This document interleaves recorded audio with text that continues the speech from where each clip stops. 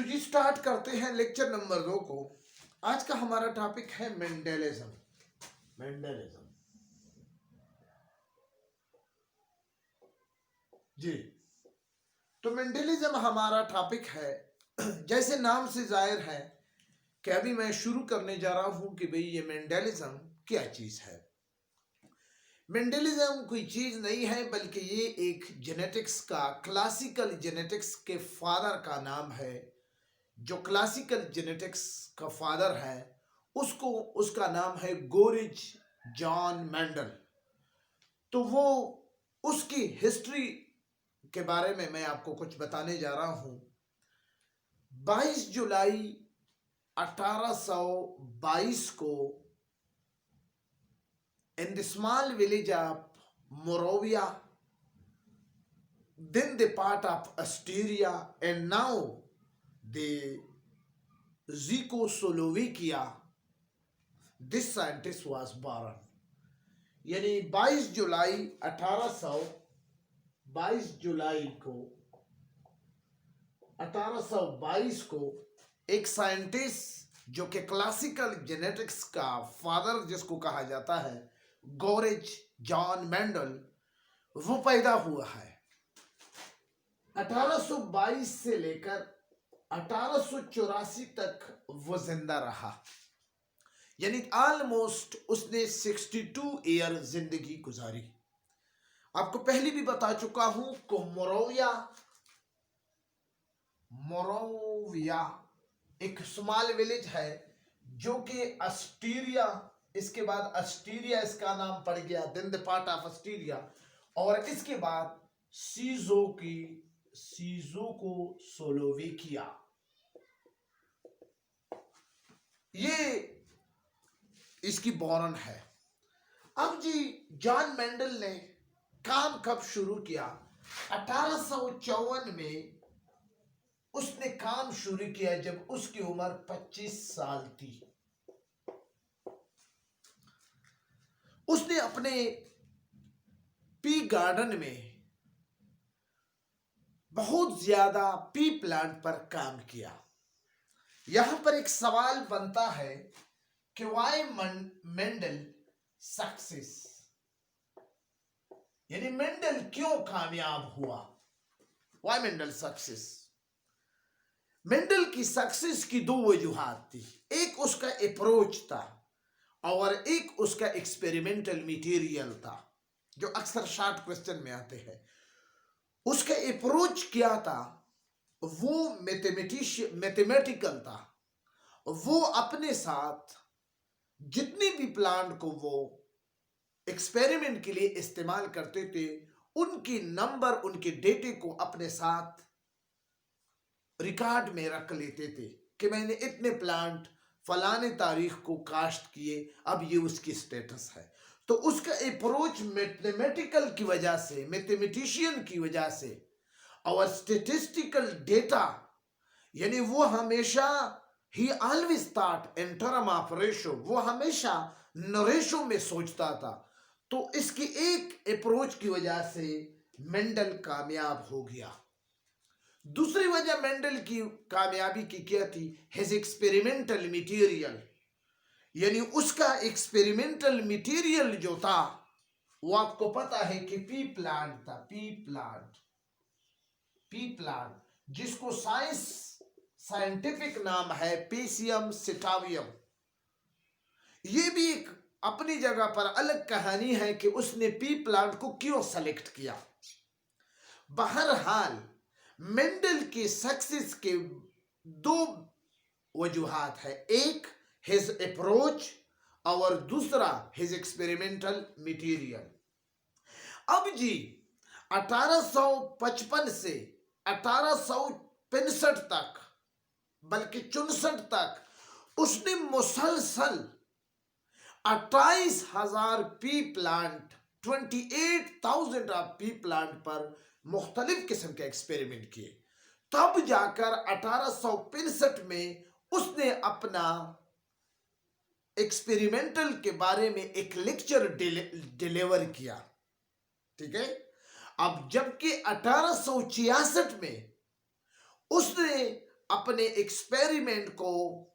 Experiment unplanned hybridisation को एक journal जिसको नेचुरल सोसाइटी कहा जाता है उसमें शाया किया, लेकिन 34 साल तक उस पर कोई कमेंट्स, कोई इशू नहीं बना। साइंटिस्ट उसकी नेग्लेक्शन की कई वजूहात है। एक तो मेंडल को उस वक्त इसलिए पजीराई नहीं मिली कि 1859 में डार्विन थ्योरी ऑफ इवोल्यूशन पेश हो गई थी, तो उस वजह से वो उस वक्त पीक पर थी। डार्विन का जो नेचुरल थ्योरी ऑफ इवोल्यूशन है, इंशाल्लाह मैं 2 चैप्टर के बाद आपका 25वां चैप्टर इवोल्यूशन पर है, उसमें आपके लिए डिस्कस करूंगा। तो जी, एक तो Darwin theory of natural selection जो 1859 या 65 में पेश हुई थी, उस वजह से निगलेक्शन हुई थी मेंडल का। दूसरी, मेंडल का जो काम था एक्सपेरिमेंट ऑन प्लांट हाइब्रिडाइजेशन का, दूसरी उसने जिस जर्नल में शाया किया था वो क्या था, वो आम जर्नल था, यानी बहुत ज्यादा लोगों ने उसको नहीं देखा था, यानी इतना ज्यादा उसकी अच्छा जर्नल नहीं था जिसने उसमें शाया किया। तीसरी बात जो उसकी निगलेक्शन की वजह बनी, क्या वो स्टेटिस्टिकल एनालिसिस थी। मेंडल का जो स्टेटिस्टिकल एनालिसिस था वो प्रॉपर नहीं था, इसलिए साइंटिस्ट उसको नहीं समझ रहे थे। बहरहाल 34 साल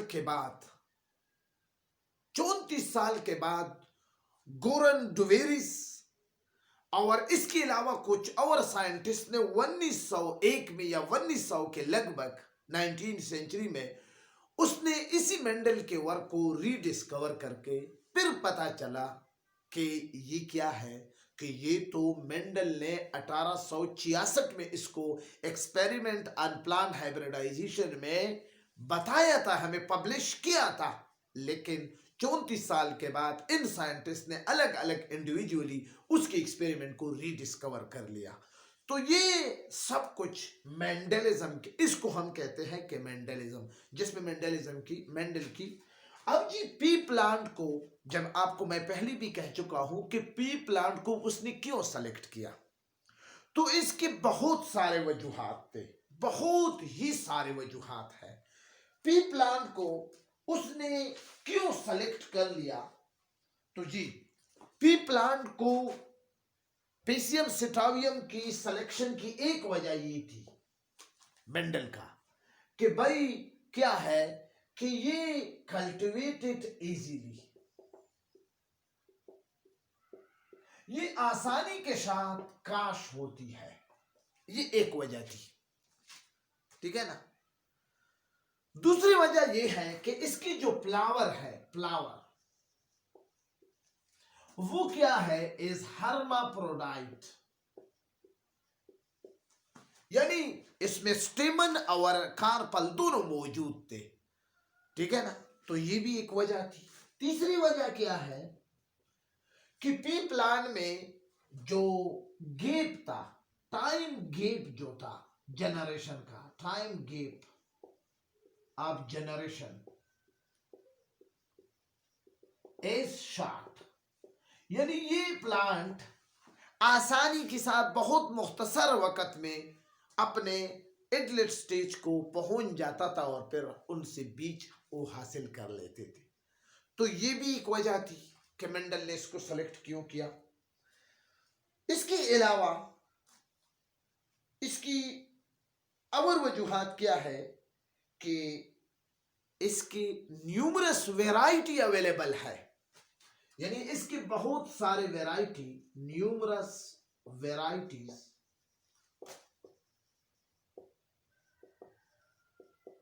आर अवेलेबल, ठीक है ना।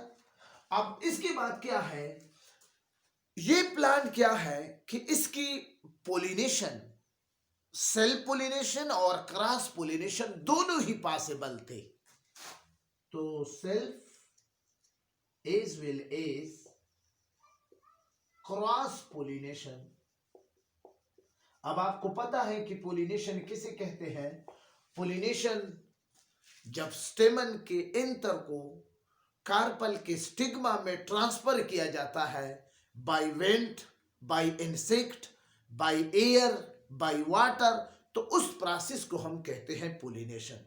अगर एक फूल के स्टेमन के एंतर को ट्रांसफर करते हैं स्टिग्मा कार्पल तक, यानी फीमेल पार्ट तक, तो फिर हम उसको कहते हैं कि ये क्या है, सेल्फ पोलिनेशन है। अगर किसी दूसरे फ्लावर के स्टेमन को दूसरे फ्लावर के कार्पल में ट्रांसफर किया जाता है तो फिर हम उसको कहते हैं कि ये क्रॉस पोलिनेशन है। तो यहां पर सेल्फ पोलिनेशन और क्रॉस पोलिनेशन क्या है, दोनों इसमें पॉसिबल है। इसकी एक और वजह यह है कि ये क्या है, बाइसेक्सुअल है। बाइसेक्सुअल पी प्लांट क्या है, उसमें स्टेमन और यानी दोनों किस्म के स्टेमन और कार्पल दोनों ही मौजूद थे। बाइसेक्सुअल प्लांट है पी प्लांट। अगर ये यूनिसेक्सुअल था, यानी मिसाल के तौर पर एक मेल और फीमेल गिमिट्स, तो फिर प्रॉब्लम होती। यहां पर ये प्लांट बाइसेक्सुअल है, तो एक वजह ये भी थी। इसके अलावा और क्या रीजन है कि उसने पी प्लांट को सेलेक्ट किया? और रीजन इसमें ये है कि ये इसका जो टाइम ऑफ जनरेशन था वो 3 मंथ था। बाकी जितनी भी प्लांट है उसके जनरेशन ज्यादा होता है।